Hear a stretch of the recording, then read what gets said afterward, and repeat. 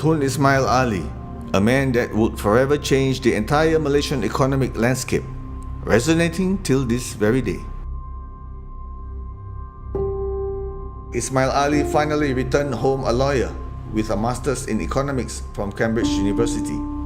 Although the British ruling back home disheartened him, he still admired the British mannerisms of integrity, fairness, and work ethics. That, and also his rich experiences for horse riding, fencing, squash, and playing the piano. Upon his return, he was recruited into the Malayan Civil Services at the age of 28 as an assistant collector of land revenue of KL, collecting rent in rural areas. He was also an open supporter of UMNO at a time where it was rare for MCS officers to do so. He was a man with great conviction, and that won his friend Tunku Abdul Rahman over. It wasn't until he heard, "Political power will melt like dew in the sun if you don't have economic power as well." A saying that would stay with him and reignite his nationalistic spirit.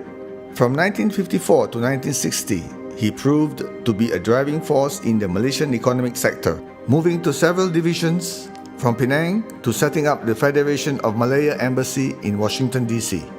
1960, while serving as Executive Director at World Bank, an opportunity of a lifetime called in the form of a dear friend and the first Prime Minister of Malaysia, Tunku Abdul Rahman, who needed to select the first Malaysian Governor of Bank Negara.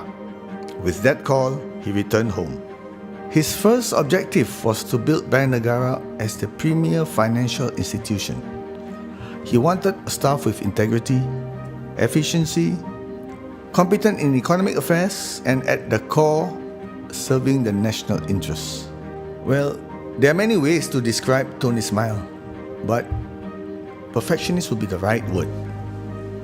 He ran Bank Negara like a tight ship, from making big multi-million ringgit business deals to minuscule tasks, such as selecting a design for the bank's crockery. No detail would go unchecked, even going to lengths of starting all over if the outcome was not par to his standards.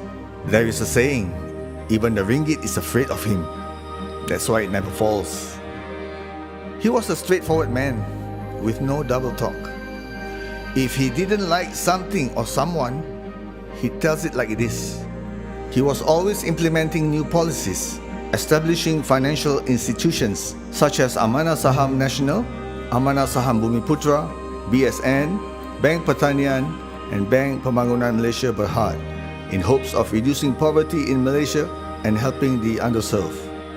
Having such a strong influence in the nation's economy, he also formed the Kuala Lumpur Stock Exchange, also known as Bursa today.